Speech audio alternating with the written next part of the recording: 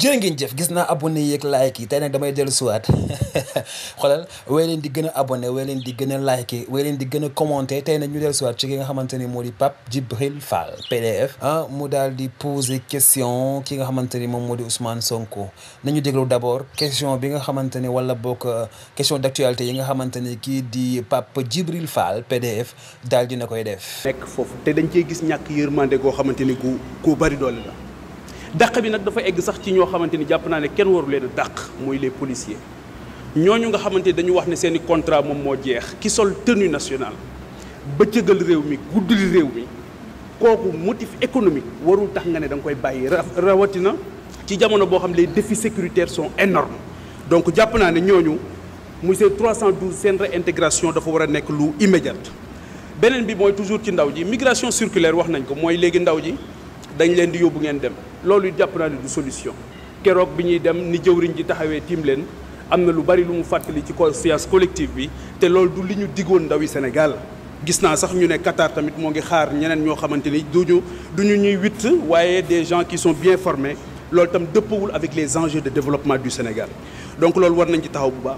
beneen bi monsieur le premier ministre maa ngi ñeewant bu baax le ministre de la justice ndax fi mu ne ñoo ngi ñëpp a ngi jooy tiim ko y compris le président de la République di wax ne le peuple doit mettre la pression sur la justice non le peuple n'a pas le droit de mettre la pression sur la justice rawatina justice boo xam ki ñu ko dénk tey nit ñi am nañ ci moom yaakaar suñ ko doolee lu buñ ko affaiblir fii may wax ak yéen am na jëmm joo xamante ni Simon Faye la tudd rédacteur en chef bu des médias Simon Faye bokk na ci taskatu xibaar yi gën a respecté ci Sénégal ci probité am ci intégrité am nécessité d'enquête ñu ne moo tax tey jii ñu téye ko ay fan këram donc actuellement jàpp nañu ne képp koo xamante ni dañ ko identifier comme noonu premier ministre Ousmane Sonko dañoo war a dal ci sa kaw te loolu jàpp naa ne yow benn noonu nga war a am mooy ku noonoo réew mi mais lépp loo xam dafa jëm ci yow jàpp nañ ne war nga ko mën a jéggale bu fekkee ne comprendre nañ fii nga xamante ni foofu la réew mi toll. donc Simon Faye ak la justice ak ñi nga xamante ni yëpp dañ leen di woo ci loo xamante ni du dara. parce que li nga wax fii léegi ci wàllu justice jàpp naa ne on est en train de redéfinir même la nature de notre régime.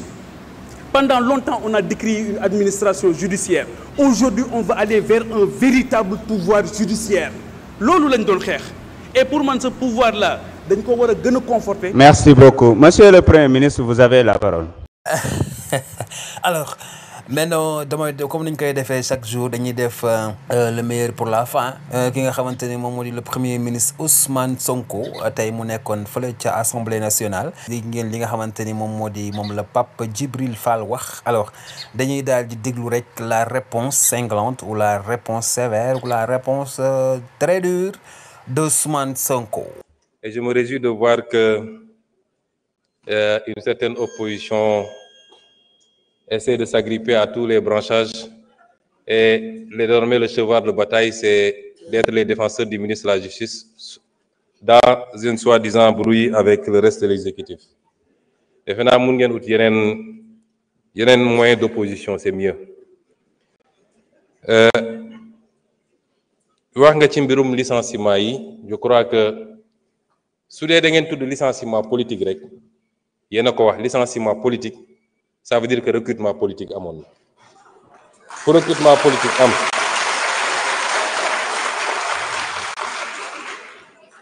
ku ñëw ku politique recruté woon nag politique war na laa mën a fi dindi loolu amul demal ma ñëw mais il se trouve que ce n'est même pas ça le problème ministre bi Birame Souleye Diop wax na ko léegi on vous a donné des arguments techniques. Répondez par rapport à des arguments techniques.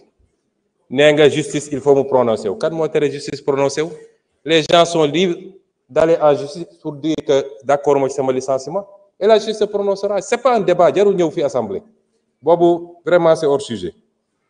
Ensuite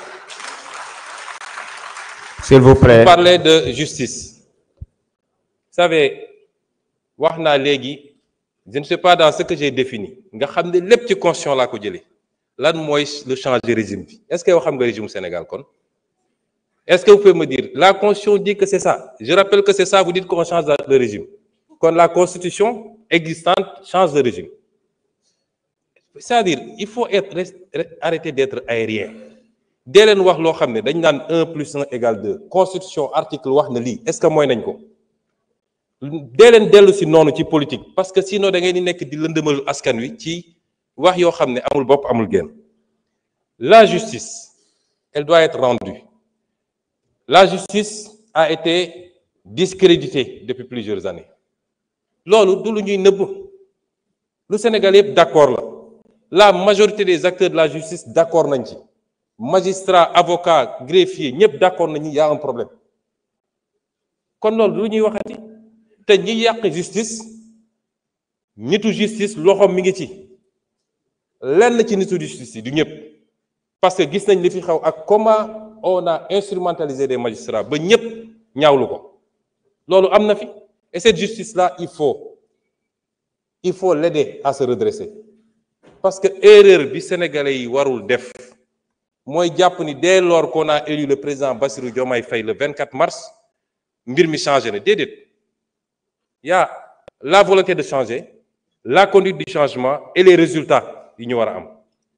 L'État, c'est le même État qui est là, les mêmes agents, hauts fonctionnaires, magistrats, etc. loolu c'est pas parce que changé nga président rek que loolu changé na de liggéey la boo xam ne au jour le jour lañ koy def ce qu'on appelle l'état profond il est encore là avec ses habitudes te liggéey la boo xam ne du liggéey bu yomb mais la justice am na erreur bi nit ñi di def le peuple a le droit de dire que j'attends c'est le service public de la justice. Pourquoi on peut mettre la pression sur le président, sur le premier ministre, sur l'Assemblée? Et le peuple au nom duquel la justice est rendue n'a pas le droit de dire mais j'ai un problème ci sama justice nu muy doxee. Au nom de quoi? On dit le temps de la justice n'est pas le temps des hommes. Le temps de la justice est le temps des hommes parce que la justice est rendue au nom des hommes. Et en matière de justice, il y a un principe qui est important, la célérité. La justice doit être rendue avec célérité. Ça, c'est un principe fondamental du droit. Mën nañ ci poursuivre sax des magistrats lorsque par leur négligence dossiers yi dafa nekk ba peut-être sax génn ci dugg ci délai de prescription yi. On peut poursuivre disciplinairement des magistrats tey bi ñu jóg ñëwee gars yi def inventaire laaj leen dans les cabinets d'instruction ñaata dossiers lañ fa fekk des milliers de dossiers qui dorment là-bas depuis longtemps.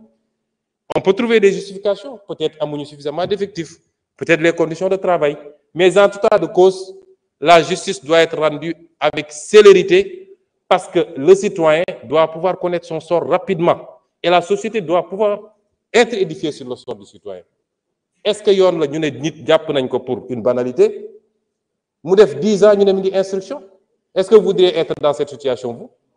Kon yéen opposition da ngeen di ut fu ngeen di langaamu da ngeen amatul argument nee nga que actuellement dañuy dal ci kaw nit ñi gis nga la liberté d'expression constitution moo consacré la liberté d'expression est-ce que xam nga ban article moo ko wax ci constitution bi ak lan la wax je suis sûr que xamoo ko liiroo ko l'article 10 de la constitution dafa ne chacun a le droit d'exprimer et de diffuser librement ses opinions par la parole, la plume, l'image, la marche pacifique, pourvu que l'exercice de ces droits ne porte atteinte ni à l'honneur, ni à la considération d'autrui, ni à l'ordre public.